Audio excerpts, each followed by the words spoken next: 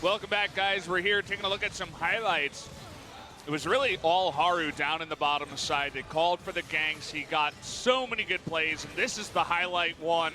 The perfect predict on the heel flash. Kills Viper in his sleep. Lehens also goes down. Haru making the bot lane look easy. I'm just sad we don't have MVPs in this regional gauntlet. That's in the past. That's all about the LCK, but we're still seeing LCK teams duke it out, and in this one, you gotta say, Gen.G stepped up around the fact that Lissandra had a better mid lane matchup. They made Tarzan's Nidalee pick look a bit foolish, like the recent Nidalees have.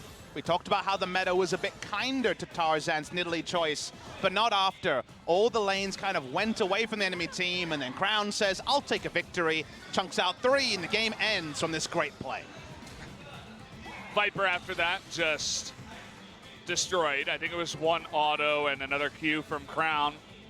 Immediately went down. They were showing some signs of life, and Crown wanted to put them out, giving us a Clown moment, standing on the trap a little bit earlier, and then he comes back, turns into Crown Poggers. And, well, he is able, with his team, to bring us to 1-1. And remember, guys, it might look like an even matchup, but when you look at it, it's the world champions up against the challenger team coming up into LCK, making the fantastic run.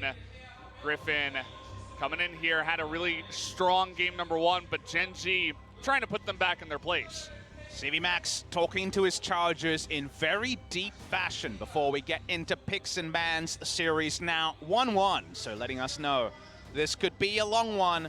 We could have a regional qualifier go 15 out of 15, Valda, as the maximum possible games we can get in 3 best-of-5s. As you can imagine, no roster changes on either side.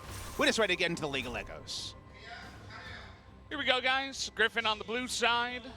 And we'll see if they ban out something else here after the loss. Where would the adjustment be? I think the Aatrox being so good at tussling with the first pick Urgot might be considered. They keep banning 280 carries on blue side. The Ashe is banned out. I don't know if Crown will go into the Varus mid, and that flex pick has been one of the reasons that teams are so ready to ban away Varus in the first round. They will ban it anyway. Maybe without jungle intervention towards the side of Gen.G, the results can go differently, and we get the same bans 3 games in a row.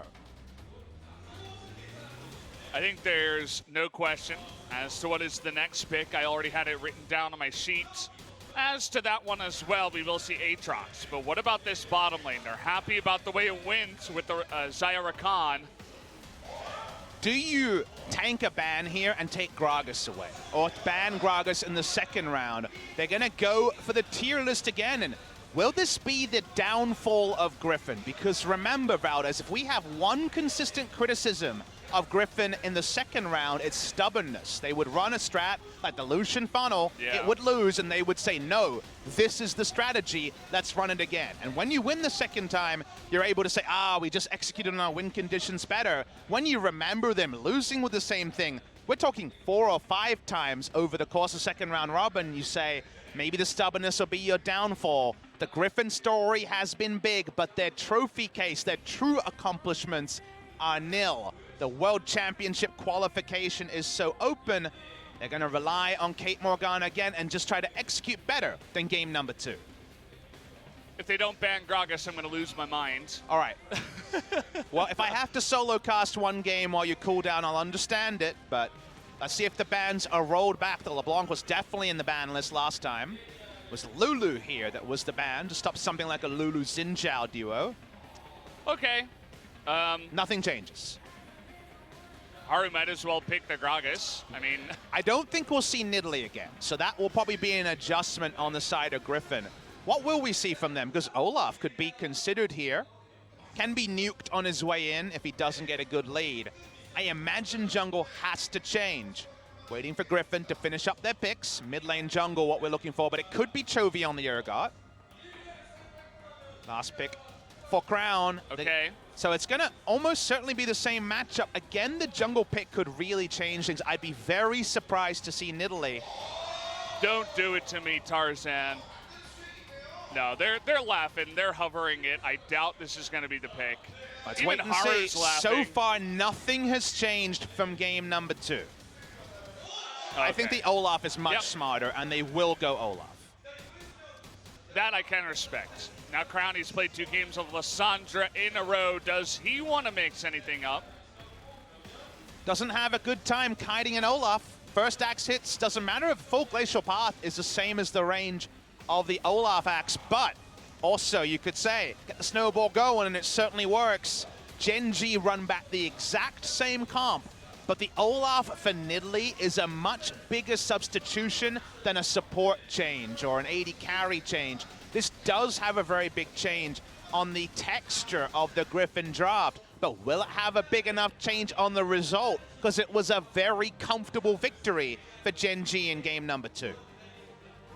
Big difference being the Olaf in game number 1 was able to dunk Haru's Gragas, especially early on. Ended up level 6 inside Haru's jungle, who was level 4, and was able to start off the game on their footing. You mentioned this kind of composition can get ahead early and take over the game. We'll see if Griffin can make it happen this time, though. And when we fully load in, will we see summoner changes? Cleanse for Irelia in game number 2. Cleanse against the Lissandra Gragas, understandable, but Ignite and Olaf could make things different. Viper had the teleport. Didn't really find too much value from it because they fell behind and lost first turret in game number 2. Will there be a change in game number 3? We'll get that information very shortly. 9 out of 10 champions remain the same. Griffin looking for a vastly different result to go 2-1 up in this elimination best of 5. Gen.G right now, I saw the coach hands in the air. He's like, okay, I mean, this is good. We just won with this composition. The only difference is the Nidalee. We can do this, guys. Haru, really good on that Gragas. We'll see if he has the same kind of fantastic pathing, I would say, is really important to get that early game in their favor. The countdown has started, guys. Let's jump into game number 3 right now. Gen.G up against Griffin.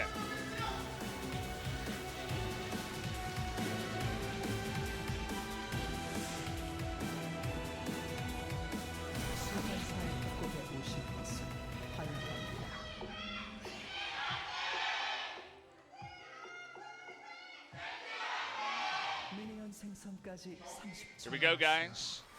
Caitlyn and Morgana back on the cards here for Viper and Lehens. We'll see if they can make it work this time around. CV Max spent the majority of his time talking to his bottom lane duo. I hope he had some wise words as to what went wrong. I mean, there was definitely 2 or 3 obvious mistakes with when people walked up, where the Black Shield went. So there are things that could be adjusted about the 2v2, and it has been a winning matchup in the past. Let's talk about the one adjustment. Again, 9 out of 10 champions the same. The Olaf comes in. Let's talk about why they didn't draft Olaf in game number 2 and why they do draft it in game number 3. They tried to get some magic damage from somewhere, and the jungle was the result. They went for the Nidalee because it gave them magic damage. Note, they do not have magic damage in this comp unless they go Wit's End on Chovy. It's not going to be any real huge magic damage here. So at the end of the day, it does give them a 1 damage profile. Against true tanks, that sucks. If it's going to be AP Gragas, it's already going to be damage from Cuvée. There probably is going to be no true tank.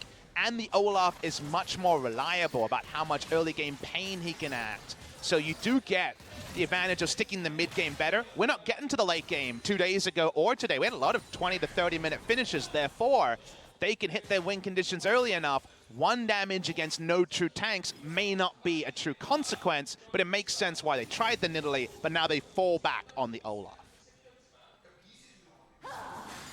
It's definitely a good point, and it's very important, right? When people see this draft, they're going to be shaking their heads. Like, what are they thinking? You know, is this just stubbornness? But it seemed like CV Max and the rest of the Griffin boys were very confident that they can win with this composition, you know, change up one thing in the Nidalee to the Olaf, but then make it work from there. I'm excited to see if they can do it. Would definitely make things very interesting and perhaps force Gen.G to pick something different.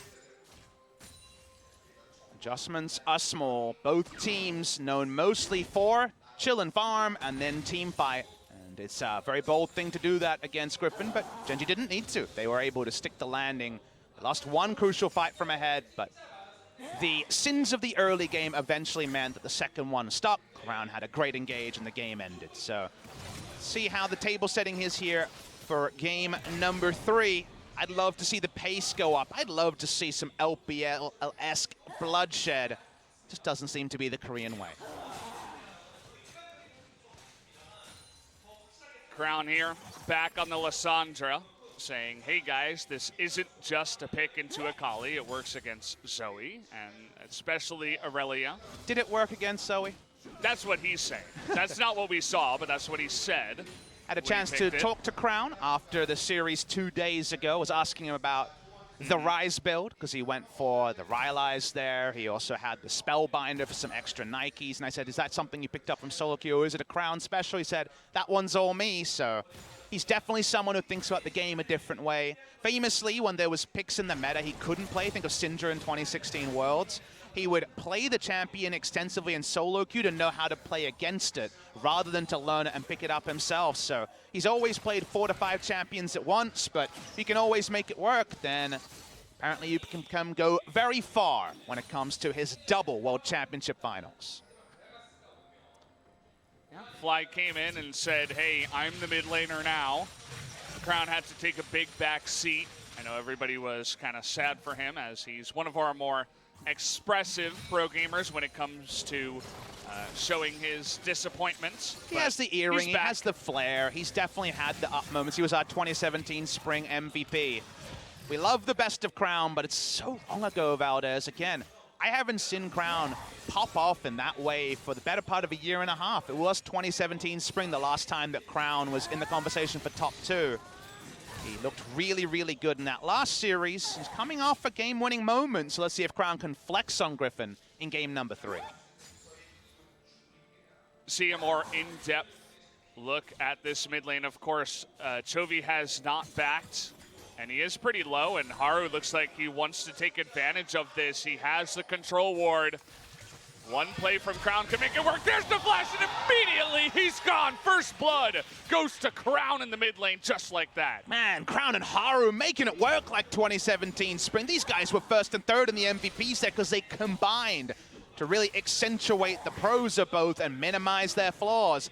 Deadly stuff on the engage, and Gen.G on the board first. Oh, made it look so easy, too. Just that Aurelia not looking as good after having some help from Haru. The focus was down in the mid lane, but it doesn't look like Haru cares about that bottom lane this time around. I meant to say bottom lane the first time around, so. And Gen.G be this gauntlet monster again, 2 years in a row. They have won the gauntlet. They come in and you take enough time, and Haru says, thank you very much.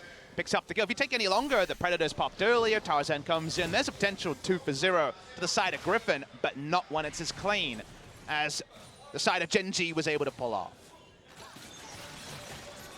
All junglers know that the difference between half a second, maybe even a quarter of a second at times, can be the difference between one of your lanes living and dying. And Tarzan, he's having flashbacks now. What if he was there just a second earlier? What if they lose this game and go on to lose the series? Won't be only his fault, of course. Not really his fault at that. It's, you know, a good play. Trying to go aggressive down on the bottom side. Lahens does blow the ignite, but Ruler is going to live in the end. I'll draw your attention to the CS. It has been 10 CS lead for Viper again, so the lane going well, as the on-paper matchup suggests. The jungler's here. Olaf actually cheated top side, so wasn't actually there for the gank a moment ago when that second binding hit. Lahens 2v2 laning on Morgana, despite a lot of victories in the champion. It's been pretty poor. He has a lot of 2v2 deaths on this pick. Was much better in team fights, but never could do that in the previous game. As Chovy's looking to take aggressive trades, but is a level down on Crown. Yeah. Remember, when you die that fast, you are going to have your summoners, because even if he wanted to use his flash, he wasn't going to be able to use it and live, because he was just stunned from beginning to end. So Chovy still does have his ignite flash, at least, to continue being aggressive in the lane. Also, I'm sure stunned when it comes to just how fast he died. You always feel a bit testy in scenarios like that, and we do know he is the youngest player active in the LCK, 17 years and 5 months of age. To his credit, has been very poised in high-pressure scenarios before. The only time I've been worried about Chovy was when he was subbed in for the series against Jin-Air that crucially Griffin lost and cost them first place. Was subbed in, played Zoe, and looked really off his game in game number 3 of that series. We'll see how he performs here. Has mostly passed the test of playing in high pressure, but there's high pressure and there's Gauntlet Gen.G, where they rewrite their power ranking from all year and suddenly look like an immovable force. That control ward, you guys all saw it. That's going to get some significant value. Gen.G know exactly where the Olaf is. Not going to give them value right now, but we'll see how long that does stay alive, because Tarzan, he walked by it multiple times already. Hasn't thought to check that brush.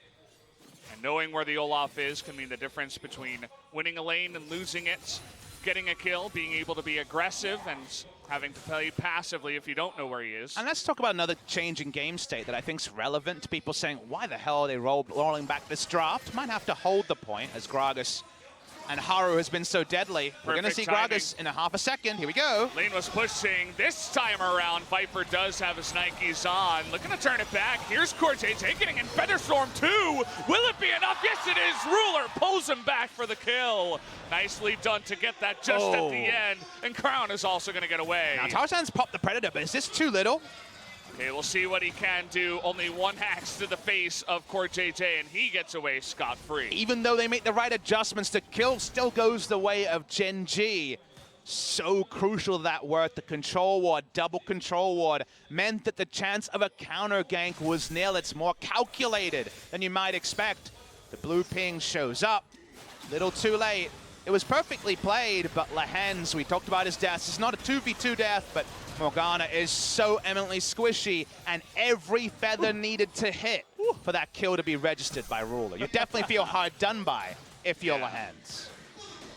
Now they're sticking around, trying to take the turret. Okay, now we get a moment to breathe, and I can talk about why you roll back this strike, because you might think, why not go for a ranged mid laner? Once again, like the Zoe, punish the Lissandra, and then you don't have to worry about this game state again.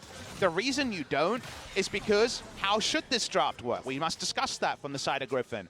Morgana Kate, double ranged, pushes in and takes the turret of Xayah Rakan, one of the few lanes that can have priority on Xayah Rakan, and then Aurelia hits the side lane, this time with Ignite.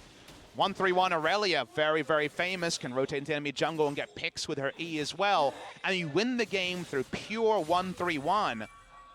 Problem is, they never got that first turret in game number 2 and got dictated to. They feel like if you don't make the mistakes in the 2v2, you'll get the turret, you'll get the Aurelia first in a side lane and win from there. However, another successful Haru gank, and maybe it's just a replay of game 2, and that game state doesn't happen a second game in a row. And that would raise real questions for Griffin. We'll continue saying it. How are they feeling? Finally see a stun land here from Jovi. I believe that's the first one I've seen from him onto Crown. So finally making that Aurelia work. Tarzan. You'll see that both teams kind of hovering around the Ocean Drake, but nobody really putting too much pressure to take that one too early.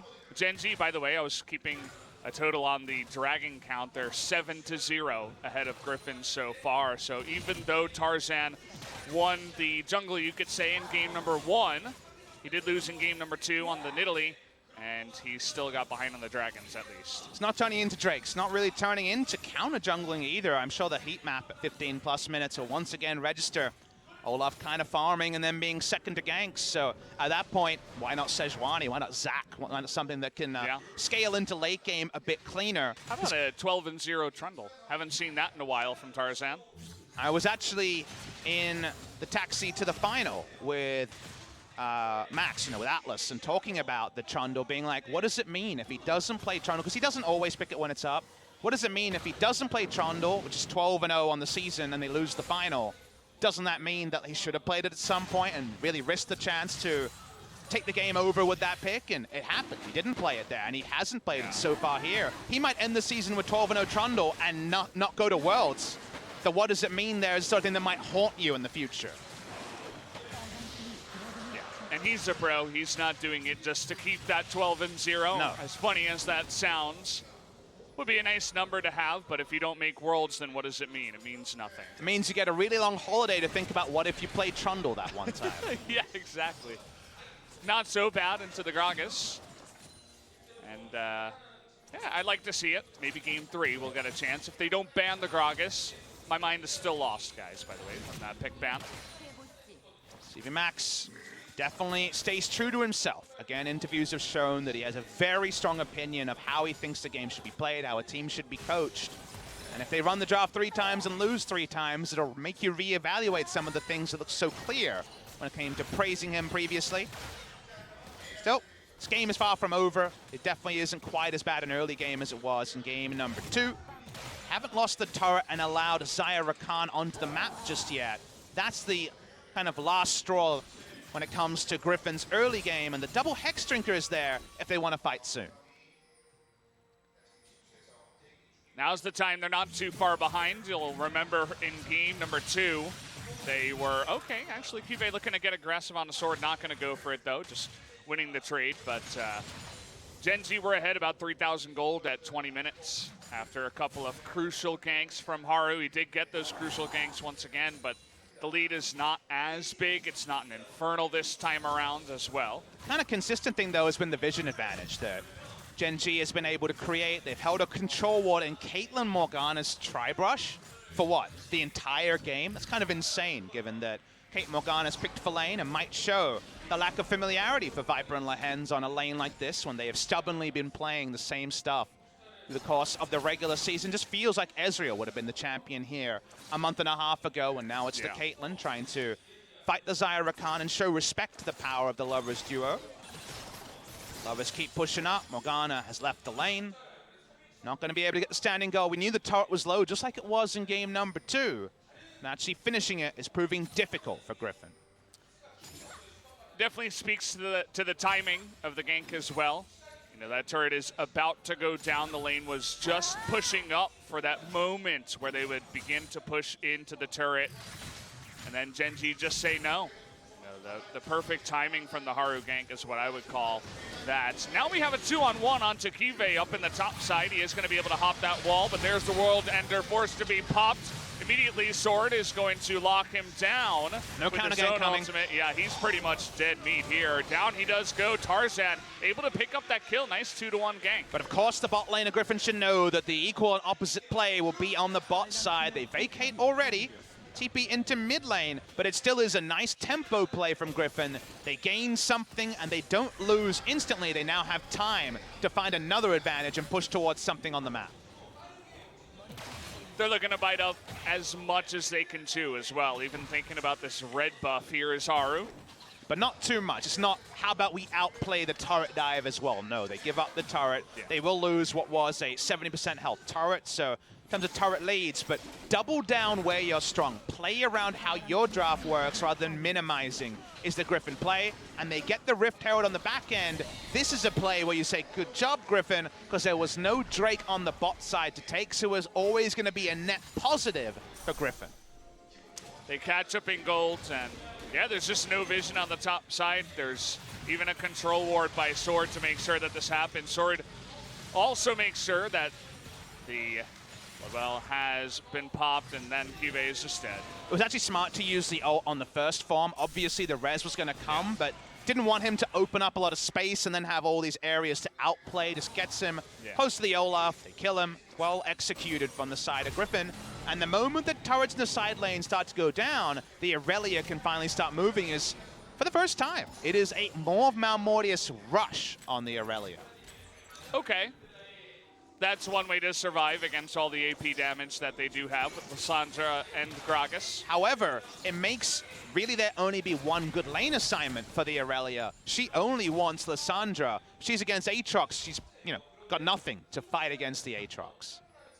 How about a Ruby Crystal? That's what he has. And that's why you see Lissandra backing first. The lane assignment going to be much cleaner for the side of Gen.G if they can get Aatrox into the Aurelia. Right now, it's just get everyone away from the Aurelia. The duo lane would be acceptable as well. Looking at that heat map we mentioned already, Tarzan only right at the end, able to get some involvement on the top side. Those were post 15 minutes, around 16 minutes those plays were made. Next Drake will be the Cloud Drake. We'll see if Gen.G can continue their monopoly. They're 8-0 right now on the Drakes in this series. Griffin What are they going to do in this one? Looks like actually Chovy in a bit of an awkward spot. Does have Tarzan nearby though. They're thinking about the 2v2, but how about when Cuvée steps up? Looks like Tarzan's still happy to continue on the chase, but the blasting plant is there. All about the next levels by the side of Griffin. What I mean by that is, okay, definitely not Lissandra into Chovy because of his item choice, but Griffin knows that as well. So if they can be ahead of the play and catch something like JJ and Haru in rotation to gank Aurelia, you can take advantage of the predictable lane assignments. So always the chance to outplay, even if the options seem limited. Another deep Rift Herald. Probably not going to get too much value. Cuvée and Haru able to come up and try to fight this as we have to zoom way out to see Crown being harassed away by Sword. Rift Herald, when you put it that far back, it takes a while to get that charge, and it's actually not even going to get any damage. No minimum damage either, just nothing. And that means that that value you were talking about earlier, it's chunked down quite a lot. And that's the second time Airborne, the Rift Herald hasn't been able to complete the charge. Happened on the inner turret in game number 2. So Rift Herald trade in result-based fashion doesn't get anything. Crown chasing in here. Will it be 8-0 on the Drakes? It's actually going to make it 9 as they do pick that one up. And now Griffin thinking about engaging JJ. Oh, so close to getting caught there. It's a nice little choke for Chovy to go ham, but everybody on Gen.G is able to disengage. And a choke like that, the W from Cuvée on this Aatrox is just about as strong as can be, so it wards them away. So it means that the tempo trade earlier, in hindsight, wasn't much. Sword pushes up in a better spot against Cuvée, but what if Crown joins? Okay, he's going to be in position here, and Urgot, he's got some armor and a cleanse, actually, but will that shield be enough? No, it will not, as Cuvée and Crown get an opportunity. Gen.G reading the map really well. These piggyback ganks work well when there's no Baron threat from the enemy. Griffin were in full reset elsewhere. Everyone was picking up camps and farm. No one was pushing an objective, so it didn't matter that no teleport. Crown went bot lane. He puts the claw over the wall, and if you're Sword, when you look at the minimap here, you should know, with recalls and nothing happening, the rest of your team meandering, no point to use your summoners. You're definitely dying. Nice play, Gen.G. Great timing on that one. Well done. Gets a nice amount of gold into Crown's pockets at the end of the day here. Both he and Cuvée now with the kill. That means that that burst damage is going to be even more terrifying as we get later on in the game. It wasn't the Aurelia with the stacking magic resist that got one shot by Lissandra. It was Caitlyn and Morgana who have no magic resist. If Crown can close the distance again, even if they're not miles ahead, he can turn a fight in their favor with that extra gold. That's why Griffin versus Gen.G to me was never as one-sided as people wanted to look at. Because we think of both these teams, the more measured team in the late game was always going to win, finding hits, but we'll be able to get out. On this day, it's being Gen.G. They beat them 2-0 in the second round robin. There's nothing about the innate styles that says X team counters Y. In this case, Griffin counters Gen.G. I actually think that Gen.G are very competitive against Griffin in terms of match style because they overlap a lot. And because of that, Gen.G in the clutch have just been able to eke out advantages that Griffin haven't been there to punish.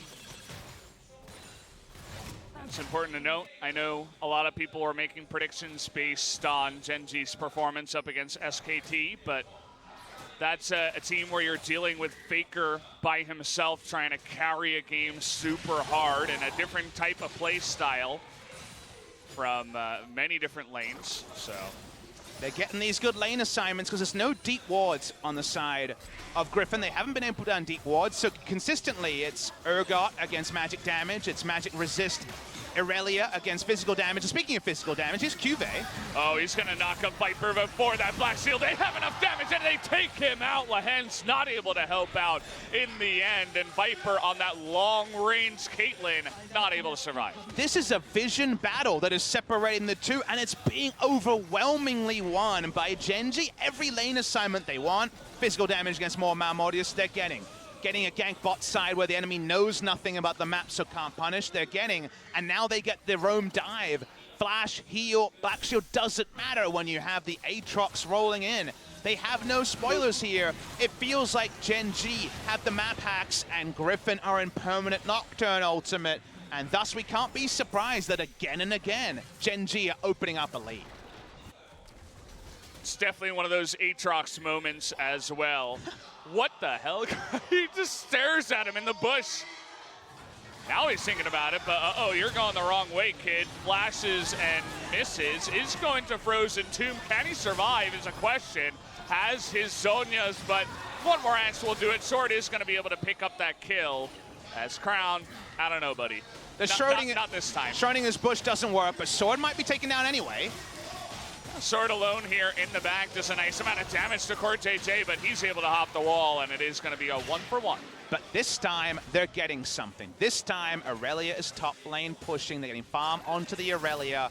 It's still nice to see a proactive play from Griffin, because if you want to summarize these two games, Game 2 and Game 3, to the most kind of cynical negative, it's let's draft Caitlyn Morgana, lose the map, and thus do nothing. That's kind of what's happened around the proactivity on the side of Griffin. So it's nice to see them make proactive moves with the Aurelia on the top side, but largely around Urgot, just playing the brush camp strategy that does largely work out for Griffin. Gets caught out in the end, as we did all see. Tarzan and the Hens not going to help him out with that one. Nearly got a kill on the backside. Credit to him. Sword looking pretty good on the Urgot. We weren't sure, as Chovy played it in the finals, but Sword says, hey, I can play 3 games of it if Gen.G let me. That's been the way it's been going so far. Moments like that do herald the increased likelihood of the epic 5-man fight. The epic 5v5 is what we've been looking forward to. That hasn't really happened this series, but we know can happen based on the history of both this matchup and the individual teams. No big gold lead, 2,300 at 24 minutes. Decent for Gen.G, but not a game breaker. Sword chasing, he's got some magic resist now, so there's definitely more than a hope in this 1v1. Grant, it looks like he doesn't have that glacial path right now. He's going to have to Frozen Tomb just to try to survive the rest of the team coming on in, but they'd rather disengage at this point. So, nice little catch there by the Urgot. Nothing blown by Crown in the end. That means that things need to change as time goes on. When the magic resist item is complete, suddenly Lissandra isn't a good matchup. Into the Urgot, getting that confirmation. Didn't mention this earlier, but it is Predator Gragas this time, and the Electrocute dropped in this matchup to try to make plays where the Olaf is not, rather than any hope of winning the skirmish. Olaf will always win that one. Chovy finally in a side lane. Never got to play this in game number 2 because the map was really killed earlier, and I see you smiling because I think we're getting to double digits with these Drakes. We are, but let's take a look at this. Chovy going 1v1 against an Aatrox. That's some fancy moves, actually, trying to get away from this one. He's going to be able to block that. Does have the blasting plant, but he's got the rest of Gen.G on the other side anyway. So Chovy getting a little bit too frisky there. And yeah, definitely feeling like a bit of a play-by-play stats guy as I'm counting them up. Gen.G 10-0 on Drakes over Griffin tonight. Pretty good scoreline, and let's see if they even get on the board in this series. Outside chance they don't. Likelihood still is they'll pick up a Drake somewhere, but for now, not being possible. Urgot pushing during all of that, but won't get an inner turret, and there will be an outer turret going down for Gen.G. Third of the outer ring is down. Only mid lane outer turret for Gen.G is alive. Griffin will hope that these deaths that take a lot of time and don't lead to huge central further objectives will mean 3-4 items start to hit on their carries. But to what end is still something we're not sure of. I think the Aurelia really needs to put her carry pants on in a team fight to get Griffin over the line. Yeah, not the best look, though, so far from Chovy. Gets caught. He's now at 0-2. Just finished his Trinity Force after the Maul. Malmortius is beginning to get some damage, but now you're looking at a Gragas that has a bunch of tanky stats, a stopwatch, Ninja Tabi, Knight's Vow on top of that, Zonias for the Lissandra. And how about a catch onto Tarzan? He is Olaf, so the best they can do is just get his ultimate away. What this all means. Okay, Lahen's gonna face check here up against Lissandra. I know you've got a black shield, but that's not enough. Juve behind Viper here. Viper forced to flash, but will it matter? This is a world-ending guy and a double kill in the jungle at the same time. Only Chovy is gonna survive. Sword is over here as well. Up against Juve, is gonna get the kill in the end. Credit to Sword. He's playing solo queue. He wants to carry his team, but the rest of its team is not letting him. Yeah, it's a 3-for-1 and the smite is down, so even though though the kill feels good, they have to go over control wards. Will they be able to catch the Baron health? 4,000. Will it mean anything? The first thought is no, but Sword is full health. Sword full health, the missing stun also means that is going to be Baron going over to Gen.G. They are running away with this one now, 5,000 gold ahead. Love the flank coming through from Cuvée. These summoners mean nothing to the Aatrox. They get the ult out of Olaf, and that's a pretty big thing when it comes to a Baron fight.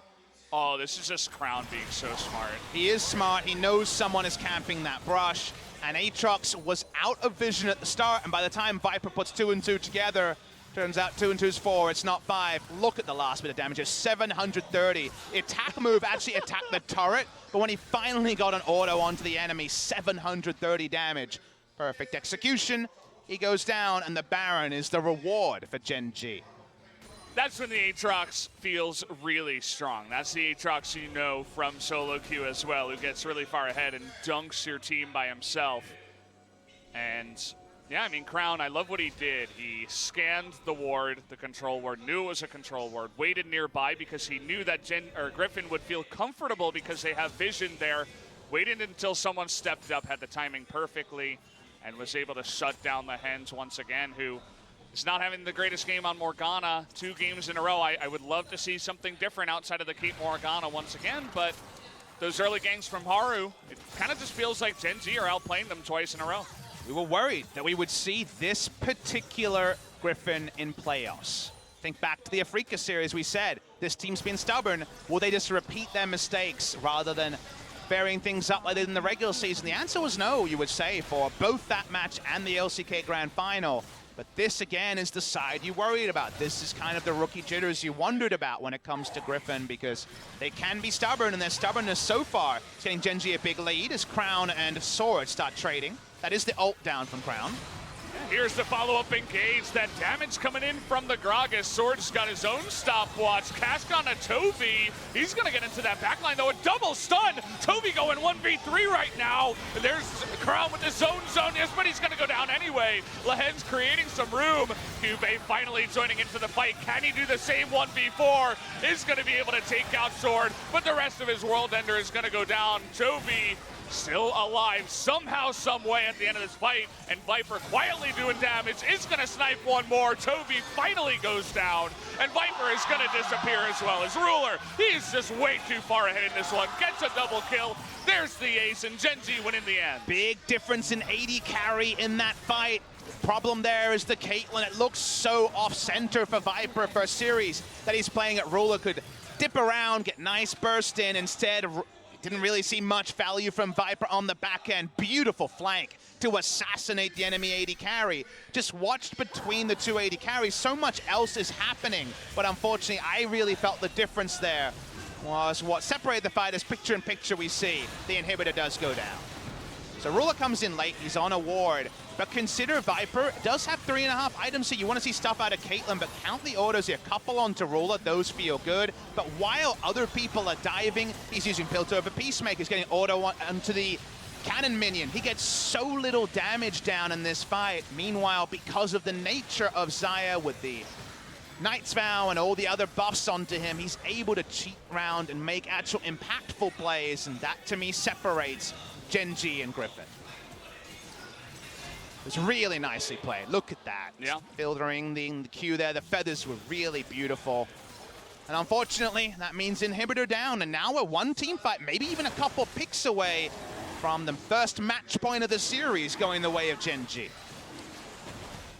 Definitely looks favored to Gen.G at this point, 11,000 gold ahead. That's the damage you were talking about, all those feathers specifically, and he was never really in danger. Look at the difference between the 280 carries, 2,000 gold. Again, Ruler is ultra fed at this point, but the positioning was there. And you might say, well, the enemy did over 3,000, but it's 2,200 different. You're seeing most of the champions did 2,200 damage in the entire fight. That is a huge difference between 80 carries. Also just a reality of Caitlyn around 3 items compared to when she once again spikes at 6, when you really feel the benefit of her range.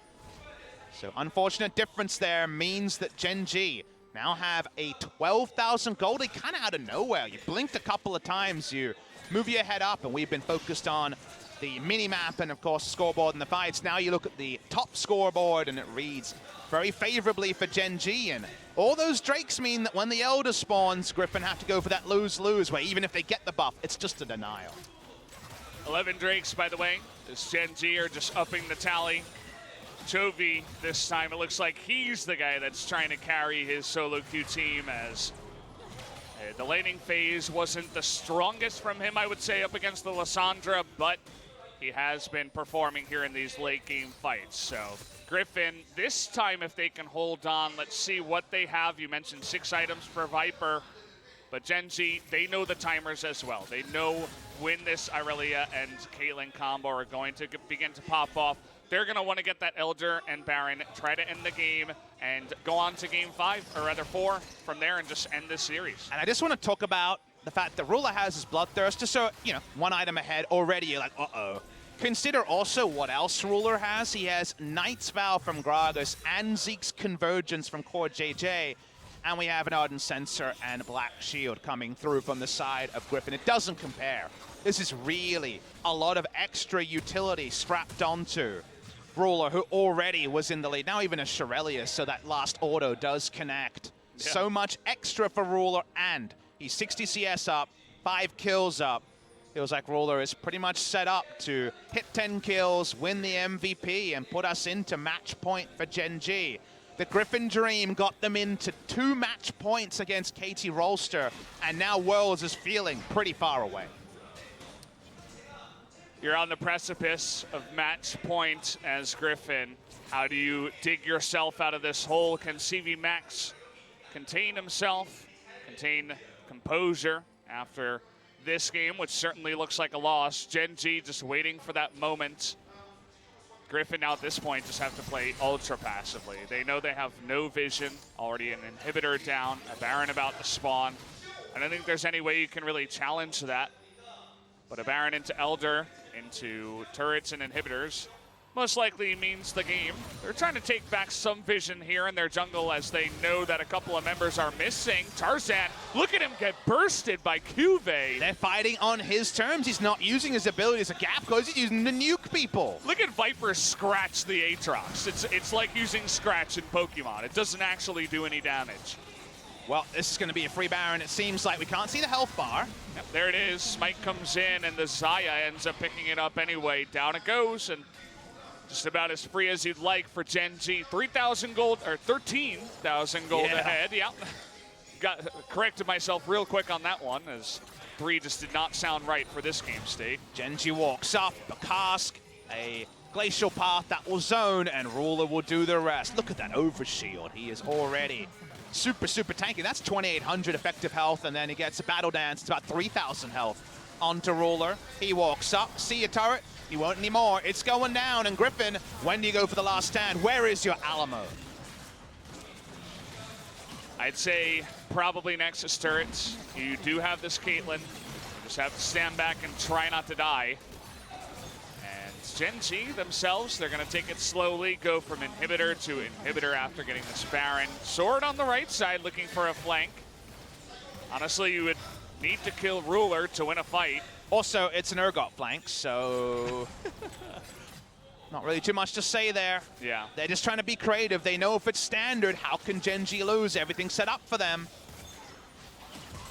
Chovy struggling to go 1v1, and immediately the feathers start flying, and both Tarzan and Lehens realize, okay, we can't fight this guy right now. It's going to be the 3rd inhibitor going over to the side of Gen.G as they're looking to potentially end the game in this one. Going to take it slow. There's the stun. They're actually going to catch Urgot in the back line, and down he will go through that stone plate. So much damage coming out. Chovy, though, is going to be able to take him out. Lehens takes down Haru, gets that kill. The rest of Griffin, though, is on the run and super low. Viper getting critted in the face, and Gen.G looking to push here. The Xayah just critting down the Hens as well. The feathers, they're still flying. They still want to win that game. Crowd looking for that one moment once again.